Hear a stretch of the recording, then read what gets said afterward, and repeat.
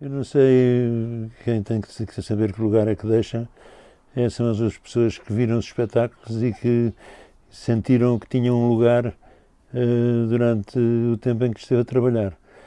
Para mim, deixa um lugar vazio, ou seja, não é um lugar, deixa um espaço, um tempo útil vazio, porque aquilo nós tínhamos ao longo de muitos anos conseguido transformar aquela sala numa espécie de ateliê vivo, porque é uma das últimas salas em que nos espetáculos se fazia no mesmo sítio os ensaios, a apresentação ao público, a construção dos cenários, do guarda-roupa, etc. Tudo se fazia naquela sala, como era costume antigamente. Isto tinha uma vantagem muito grande, que era, para já, as pessoas estarem nos diferentes setores em contacto umas com as outras diariamente. Portanto, todos participarem, de certa maneira, de tudo. E todos estarem envolvidos, pelo menos por curiosidade, em relação ao que os outros faziam. E tinha a vantagem de poupar-se muito tempo, porque o tempo que a gente leva em deslocações a um sítio para ir falar com este e falar com o outro, não existia, porque estava tudo ali sempre em contacto uns com os outros. Criava um espírito de casa, que é uma coisa muito importante no sentido de intimidade entre as pessoas e, portanto, de conhecimento uns com os outros, e o resultado via-se nos espetáculos.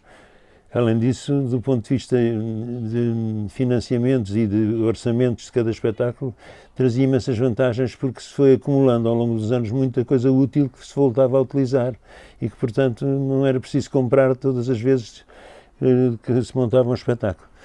Agora, a importância do que a gente fez, a influência que teve nas pessoas, aquilo que foi importante para os outros, que as outros é que podem dizer. Agora, eu sei que o que está ali é um trabalho de uma grande dedicação e de uma grande curiosidade, pelo menos, sobre o que os outros pensam e o que os outros, a existência de outras pessoas no mundo.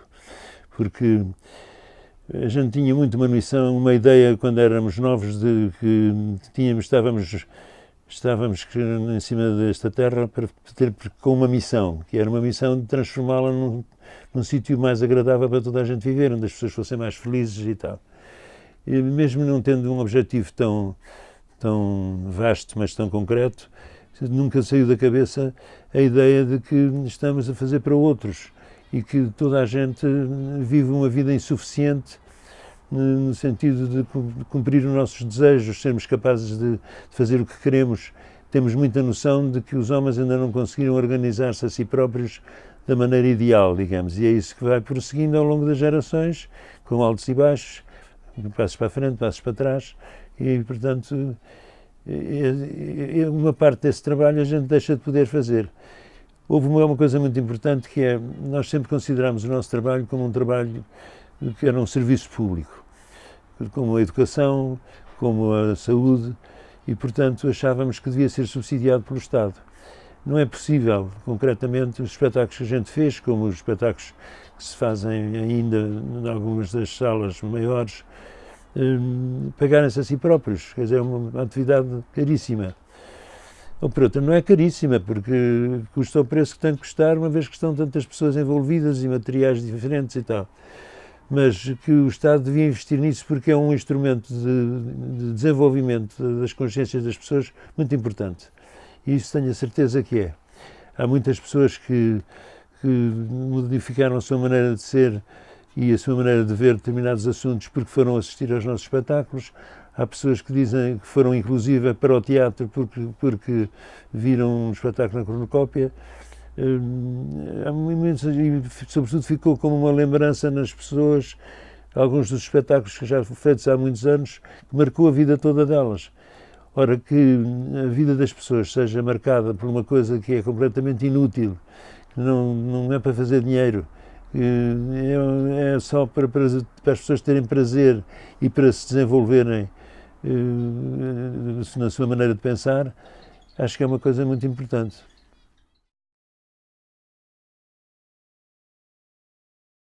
Como já tenho visto citado essa frase que eu terei dito, estou farto de pensar sobre isso e há uma coisa qualquer que me faz imensa confusão de eu ter dito que é uma máquina.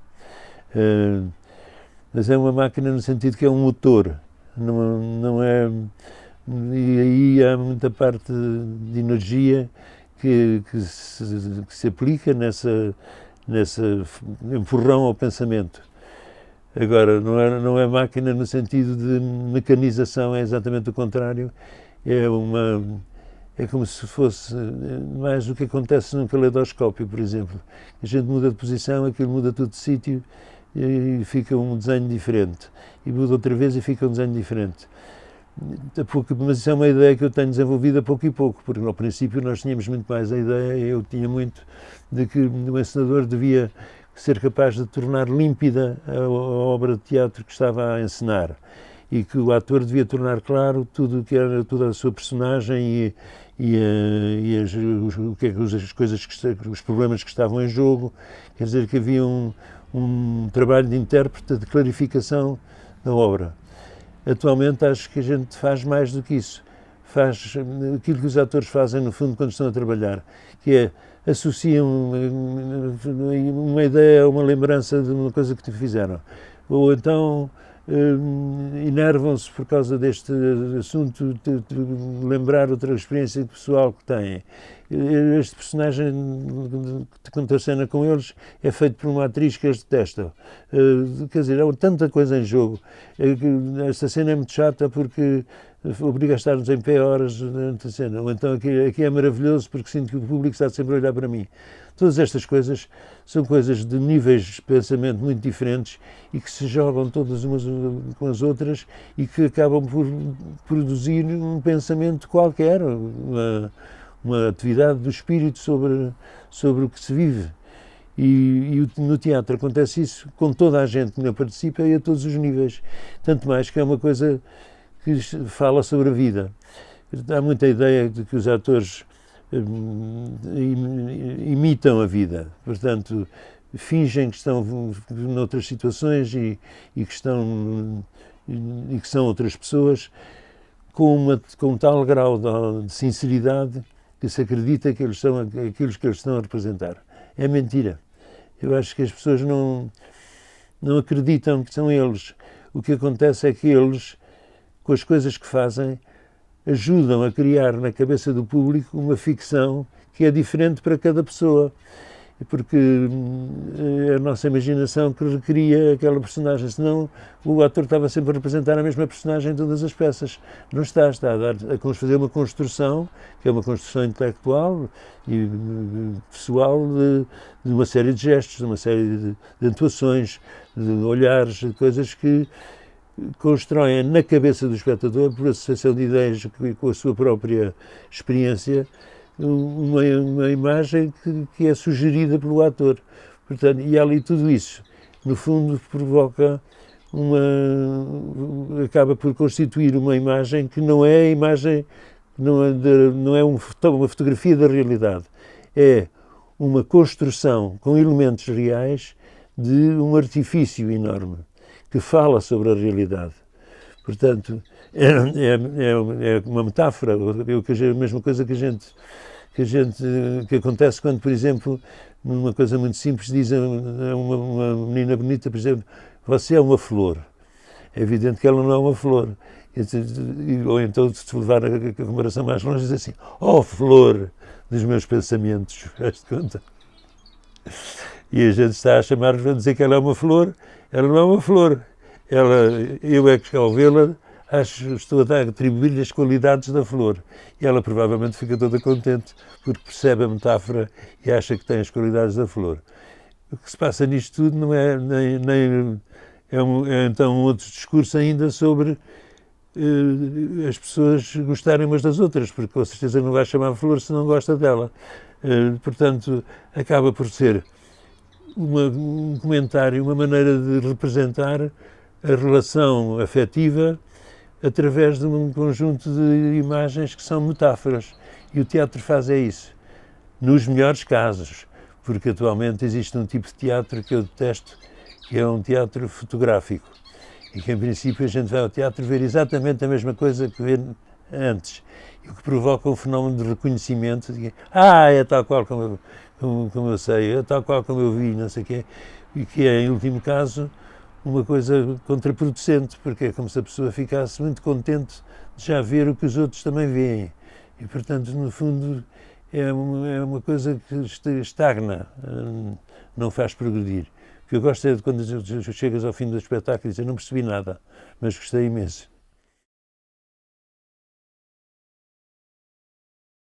Tenho tentado, como encenador, tenho tentado transformar, como aconteceu tantas vezes, os dados concretos da produção numa coisa que esteja de acordo com o próprio objetivo do espetáculo. E, portanto, o que é que acontece? Não temos dinheiro de espécie nenhuma. Não há possibilidade de construir cenografias. Cada local é um local diferente e, portanto, o espaço será diferente que em cada sítio onde a gente representar. A peça, por outro lado, não exige o rigor de construção de cenografia nenhuma. Portanto, no fundo, o que é que eu estou a tentar fazer?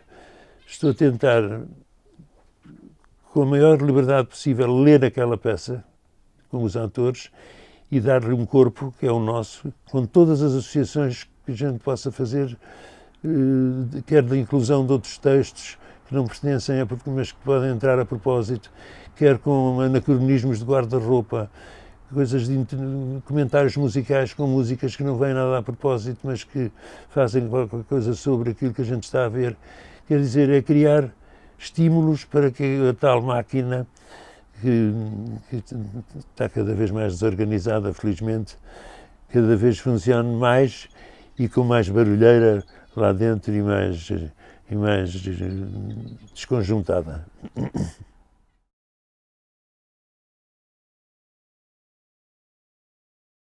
Pode ter, porque a gente está mesmo a fazer pensando nos espectadores e quando está a representar sente o que é que as pessoas pensam.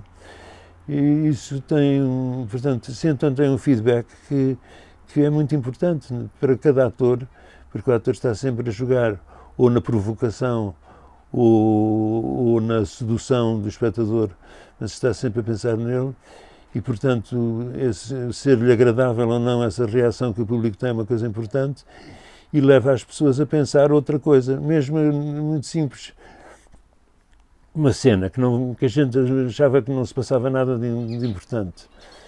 Há um dia uma pessoa qualquer que reage muito a um determinado momento e a gente de repente percebe, afinal esta cena, por este lado, que fez rir esta pessoa, é uma coisa que é engraçada e que diz respeito às pessoas. Nesse caso, portanto, a reação do público conta naquilo que a gente está a fazer. E, além disso, a gente faz com boas intenções, não é? Portanto, se sente que houve pessoas que gostaram, que foi um dia bom para as pessoas que lá foram ao espetáculo, isso é bom. E para mim foi muito surpreendente quando comecei a perceber, no momento em que se começou a dizer que a cornucópia tinha que acabar e tal, foi muito importante perceber que havia laços afetivos tão grandes do público. As pessoas, por acaso, se abraçavam a nós para nos deixar ir embora. Quer dizer, uma reação afetiva tão forte. E agora o que é que eu vou fazer? Isto faz parte da minha vida. Vocês não existirem é uma coisa horrível. Isso é o que toda a gente procura, ser amado, enquanto está vivo.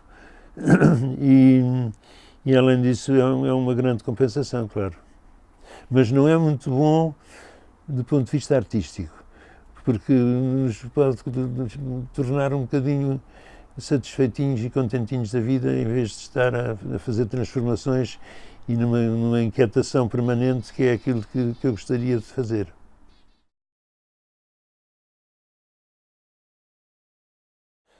Eu já fui mais novo, portanto, nessa altura, dei espaço a mim próprio e houve muitas pessoas que deram espaços a mim e ao Jorge Silva Melo quando começássemos a companhia. É engraçado, porque nós éramos os mais novos de todos. Os diretores da companhia eram os mais novos. E não vínhamos do teatro profissional, não éramos profissionais, tínhamos saído da universidade. E vieram trabalhar connosco nessa altura profissionais importantíssimos. Uma das pessoas principais era a Glicínia Coutinho, atriz premiada e uma pessoa inteligentíssima e muito interessante, que foi quem fez As Criadas do Genê, numa encenação maravilhosa cá em Portugal, pela primeira vez, foi quem fez Os Dias Felizes do Beckett, e coisas por iniciativa dela, foi ela que foi pedir aos encenadores que fizessem e assim. Depois tivemos a Dalila Rocha, que era a primeira figura do Teatro Experimental do Porto do tempo do António Pedro. Tivemos o Augusto Figueiredo, que era um dos melhores atores daquela altura. Tivemos uma quantidade de gente que apostou em nós completamente, e isso hoje em dia dificilmente aconteceria. Portanto, eu sei o que isso significou para umas pessoas novas. Tenho tentado fazer exatamente a mesma coisa, por um lado para agradecer à vida que a vida já me fez, mas por outro lado também para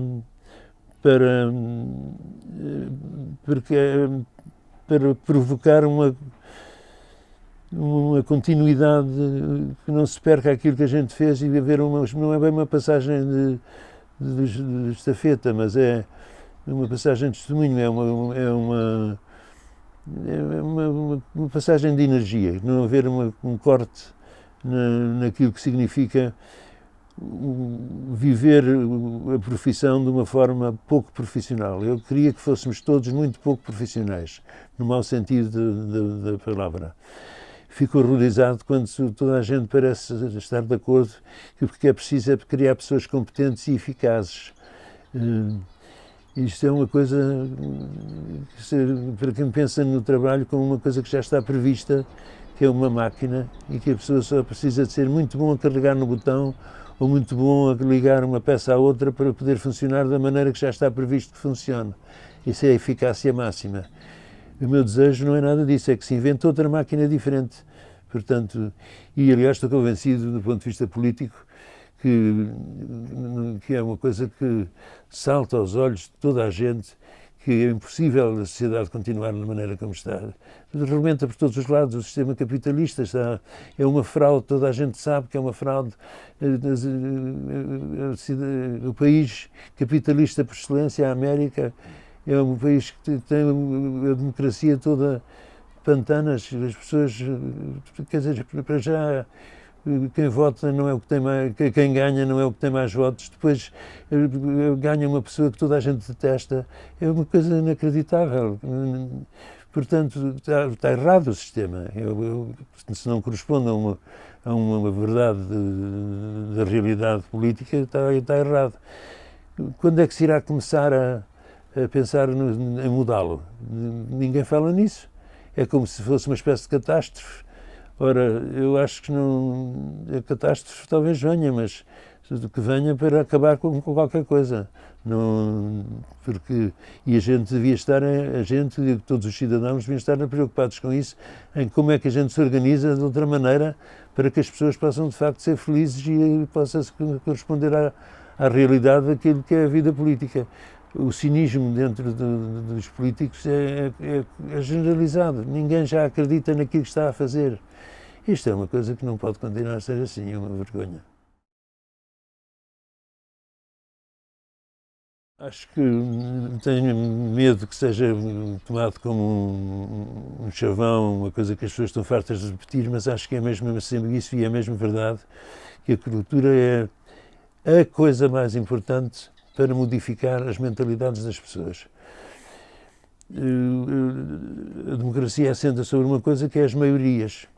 Portanto, as pessoas não são pessoas, são soma de votos, num voto anónimo. E as pessoas estão fartas disso. Porque antigamente nós achávamos que era muito importante fazer número, participar em manifestações que tinham muita gente. Eu tenho a impressão que a transformação tem que ser feita ao contrário, tem que ser feita por um sentido individual da responsabilidade de cada um. E que cada pessoa, quando se sentir uma sociedade verdadeiramente responsável individualmente, então é possível somar os números e então as maiorias contam alguma coisa com certeza. Mas para que isso aconteça é preciso que o sistema económico se transforme e, sobretudo, é preciso que a educação se transforme. E a educação não é a educação tal como é entendida agora, quer dizer, não é cursos de formação de técnicos. A educação é a formação de pessoas. Portanto, e acho que já está toda a gente a perceber que houve um abandono dos valores humanistas, mas chamados assim, mas que cada vez está a sentir-se mais a falta. Por exemplo, o estudo da língua. O estudo da língua resume-se a ser o estudo de um meio de comunicação que seja uma coisa funcional, que permita às pessoas relacionarem-se minimamente umas com as outras. Está-se a perder muita coisa que podia existir de próprio pensamento, maneira de viver, mas eu não estou, das pessoas comunicarem umas com as outras. Por exemplo, nota-se que antigamente, quando a gente era obrigado no liceu a estudar, a dividir as orações dos Lusíadas, quando era obrigado a estudar gramática, uma coisa completamente teórica, etc., que a gente se habituava a ser capaz de dizer uma frase mais comprida. Estudava se as orações eram coordenadas, se eram subordinadas, como é que uma se prendia na outra, por aí adiante. E isto diz as orações, diz as palavras, diz as frases, diz os pensamentos. Atualmente as pessoas falam muito mais depressa, por monossílabos quase, mas são mais estúpidas. Não são. Só que se calhar há um espaço que não é verbalizado e que é pensamento também. Pensamento organizado de outra maneira, por monossílabos, por olhares, por troca de atitude física. São coisas que a construção de seres não pode ignorar, que as pessoas já progrediram num determinado sentido. Portanto, não estou a pedir que se vá fazer uma educação como se fez antigamente. Estou a pedir é que se invente uma nova, já contando com uma nova maneira de pensar. Há pessoas absolutamente extraordinárias nos tipos mais novos. No entanto, não é graças, com certeza, às disciplinas que lhes foram ensinadas, tal como está previsto nos programas do ensino secundário. E das universidades muito menos, porque então é um caos total. É porque as pessoas têm capacidade para isso. O próprio mundo evoluiu de uma maneira diferente e as pessoas são vitais. Eu acredito na humanidade, apesar de tudo. Senão, o que é que haveríamos de fazer? Mas, portanto, e a cultura aí tem um papel fundamental porque é o trabalho da imaginação que está em causa. Portanto, não é um trabalho da lógica, de uma coisa das certezas. É um trabalho justamente do provável e do improvável, do que uma cabeça pode inventar a partir daquilo que viveu, de como é que pode ir para a frente e inventar ela outras coisas.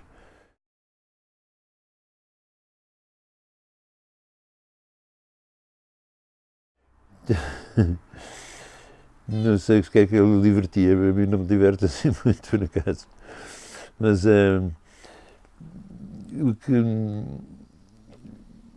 provavelmente do que ele estará a falar é a desgraça é uma coisa que contraria a felicidade das pessoas e aquilo em que as pessoas acreditaram ou esperaram que lhes acontecesse.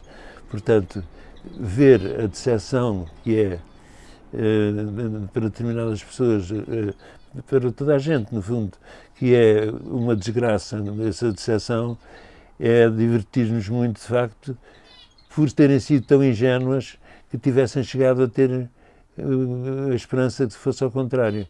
Esqueceram-se, com certeza, de uma coisa que está presente em toda a obra do Beckett, mas ele nunca nomeia, que é uma coisinha que se chama a morte.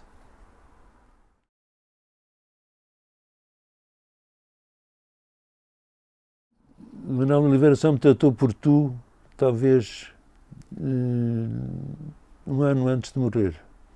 E trabalhei com ele muitas dezenas de anos. Era uma relação extremamente púdica, muito baseada em muito poucas palavras e, no entanto, muito afetiva e de uma amizade muito grande e, da minha parte, creio que de um grande entendimento daquilo que eu estava a fazer. Mas era uma pessoa que justamente não pensava por palavras, pensava por imagens, pensava por coisas que ele próprio muitas vezes não sabia explicar. Ainda antes de morrer, no último filme, naquela curta-metragem que fizeram, que ele me contou muitas vezes nas visitas que eu ia fazer na casa dele no Porto. Ele dizia-me umas coisas que eu não percebia. Dizia-me assim, por exemplo, acha que eu ponho os enforcados? E eu não sabia o que é que ele estava a falar. Acha que eu ponho os enforcados? E eu dizia, mas não sei, o que é que se está a referir, não sei a que enforcados é que se refere.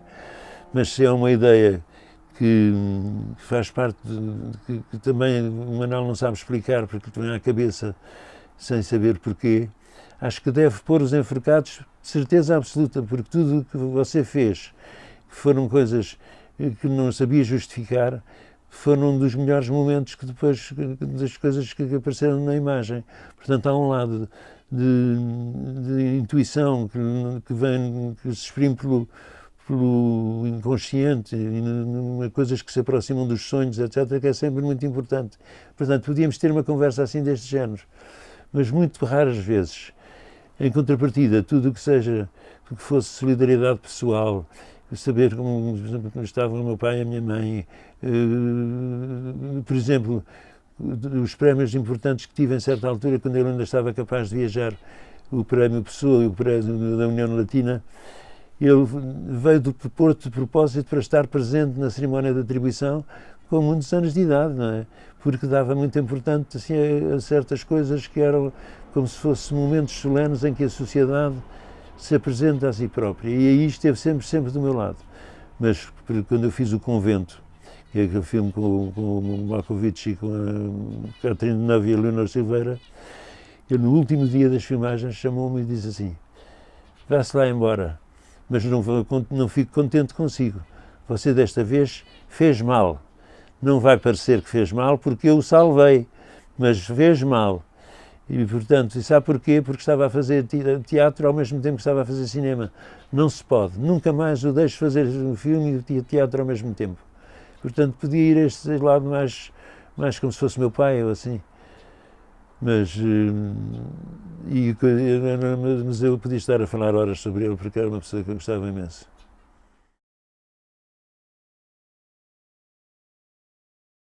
Eu acho que é o desafio de não desistir de ser alternativa à televisão.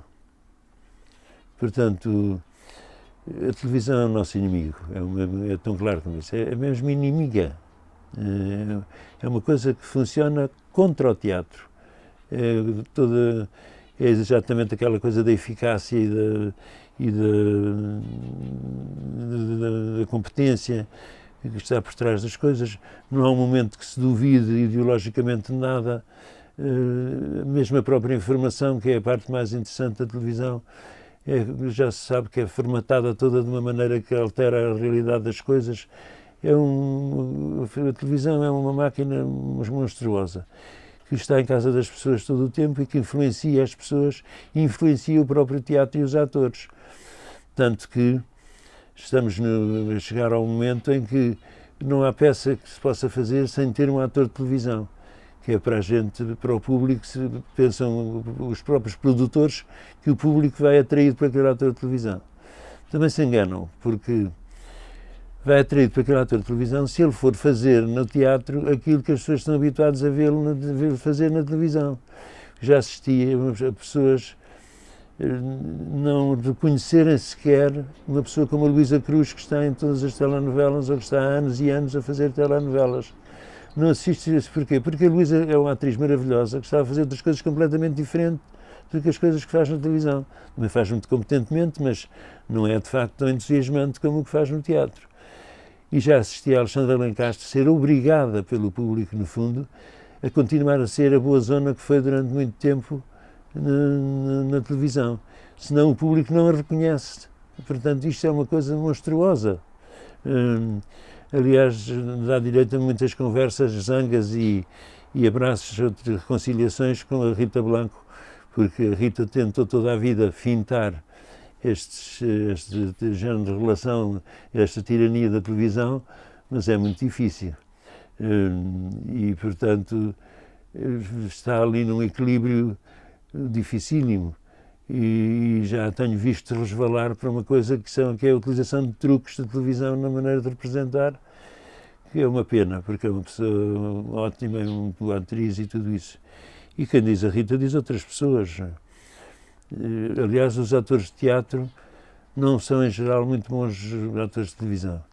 Os atores a sério, por exemplo, o Canti Castro, que era um grande ator de teatro, não era particularmente bom na televisão e era muito bom no cinema. A Isabel de Castro, quando fez telenovelas, era muito fraca e, no entanto, é uma excelente atriz de cinema. Outra grande atriz de cinema, que é a Isabel Ruth, que é uma grande atriz de cinema, no teatro é muito especial aquilo que ela faz e não é especial, mas agora estou a desviar-me, porque em relação ao cinema, à televisão e ao teatro. Isabel, as duas, o que eu acho é que as atrizes de televisão, portanto, que fazem as coisas como fazem na televisão, não são muito boas no teatro. E os atores de teatro não são muito bons na televisão, isto é que é certo. Mas há outros casos que são os atores de cinema, mesmo, que há raríssimos casos em Portugal, mas existem justamente o caso da Isabel Ruth, que é uma grande atriz de cinema, mas que não acho que seja uma grande atriz de teatro, e de televisão acho que nunca fez, mas seria com certeza muitíssimo má. Muitíssimo má não é possível porque ela é interessante em si própria, mas não seria o meio dela. Agora, o caso do Canti Castro e da Isabel de Castro são casos que eram muito bons atores de teatro e que no cinema eram um desastre. Na televisão era um desastre. Porquê? Porque a gente não é capaz. O que um ator a sério procura é uma representação da realidade que não pretende imitá-la, não pretende usar critérios que são anti-artísticos, como, por exemplo, defesa da imagem pessoal, porque a imagem vende, utilização de convenções narrativas que são completamente estúpidas e que são insignificantes. Por exemplo, um ator de novela inventa, é evidente, eu nunca fiz, mas inventa 2 ou 3 tons ou géneros de cena, ou género de atitude que pode ser utilizado durante toda a novela em combinatórias um bocadinho diferentes, mas são sempre meia dúzia de características. E as pessoas já não leem sequer o que é que estão a dizer, nem interpretam a cena. Recorrem àquela espécie de catálogozinho que têm e fazem aquilo independentemente de qualquer sentido. E a única coisa que pensam é quantas cenas vão ter hoje, se vão ter que decorar mais quantas para amanhã, se amanhã se levantam tarde ou cedo. E o que estão a fazer é completamente indiferente, é ganhar a vida. E depois é que a gente fica a pensar assim, mas ganhar a vida, muito bem, para a gente comer e para dormir e para estar vivo, tomar os medicamentos que precisa, vestir-se, ter filhos e educá-los, outras coisas assim, isso de facto é muito importante. Mas para além disso é importante ter dinheiro para quê? Mas toda a gente sonha em ter dinheiro, é como se fosse o valor máximo. Ou toda a gente sonhava, porque eu acho que as coisas estão a mudar, sonhava com ter dinheiro.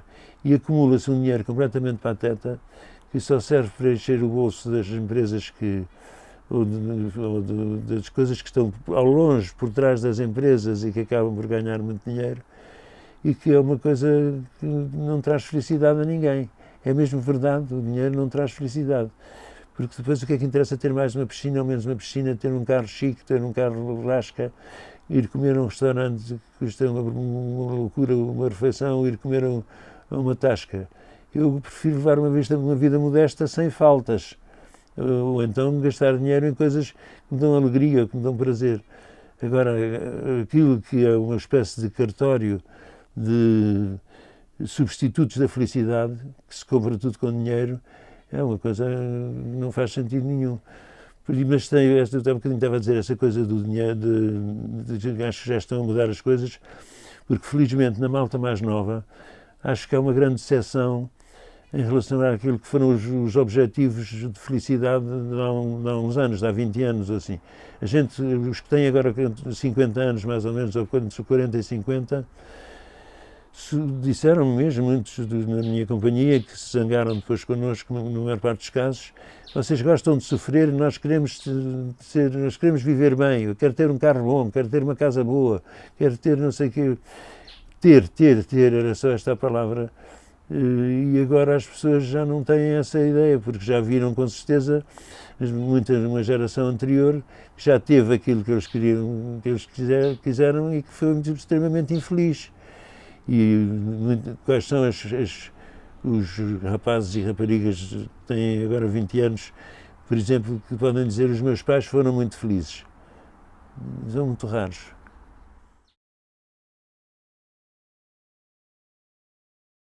Foi uma coisa que eu agora que tenho consciência, que foi estar constantemente, sem uma hora de descanso, a pensar sobre a própria vida.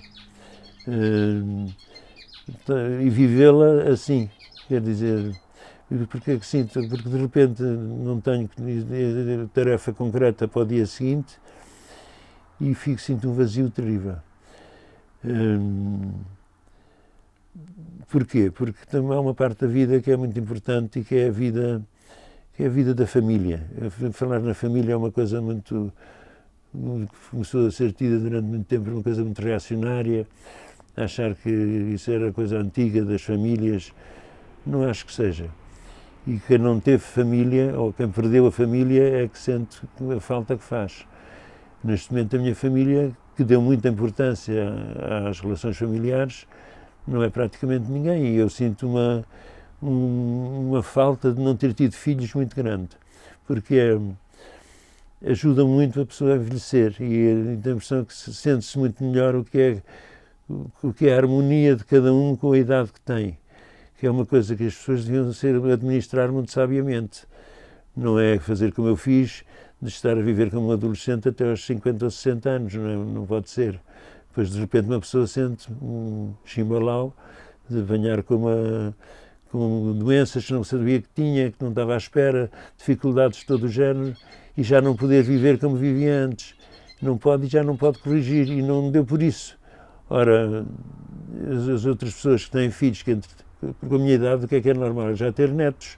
Portanto, é já os filhos terem casado, já haver miúdos pequeninos que já são de outra geração. Tudo isso ajuda uma pessoa a reconstruir aquilo que foi a harmonia original da vida, e que no fundo os camponeses tiveram muito mais, as pessoas que continuaram em contacto com a natureza, do que as pessoas que viveram nas cidades.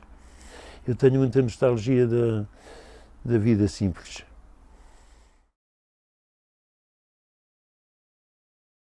Eu não seria primeiro-ministro da Cultura em Portugal e, portanto, não tomaria medida nenhuma. Acho que a cultura é muito difícil de organizar e de ser ministro dela. Eu uma vez estive à beira disso, quando numa pessoa que levou muito a sério o seu cargo, que foi o professor Carrilho, que levou muito a sério o seu cargo e que teve assessores, pessoas que trabalhavam nos dossiês, planificação de uma ideia para modificar a vida cultural portuguesa, etc.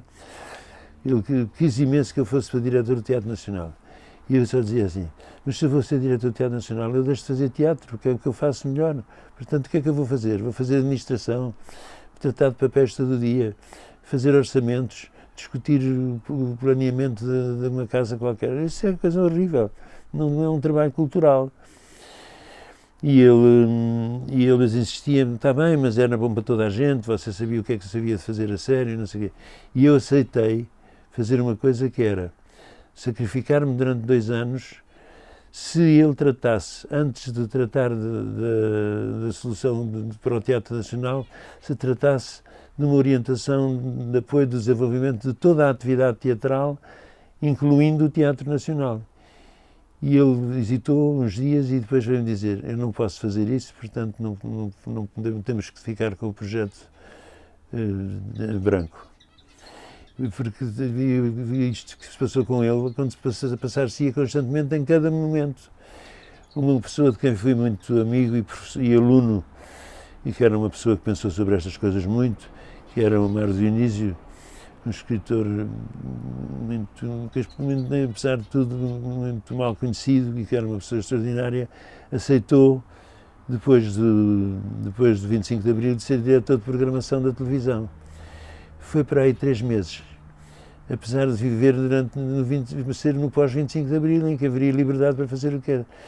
Porque as complicações eram tais e os conflitos surgiram de tal maneira aquilo que ele tinha projetado fazer, que não chegou praticamente a ser diretor de programas. É interessante estes casos, porque, portanto, eu nunca seria.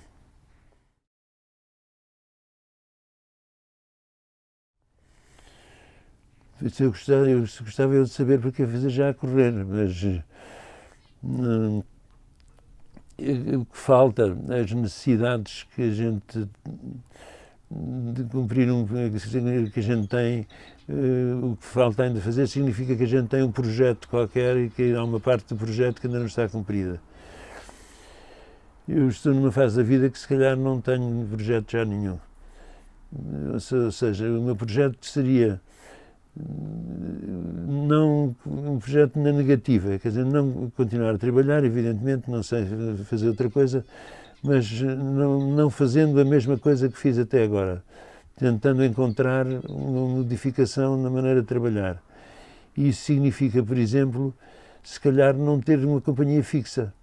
Portanto, ser capaz de trabalhar com pessoas que são pessoas que conheço muito pior, em que não esteja estabelecida a partir do tipo de relação que já tenho com elas, portanto que seja mais um trabalho de conhecimento de pessoas novas que até agora não conheci.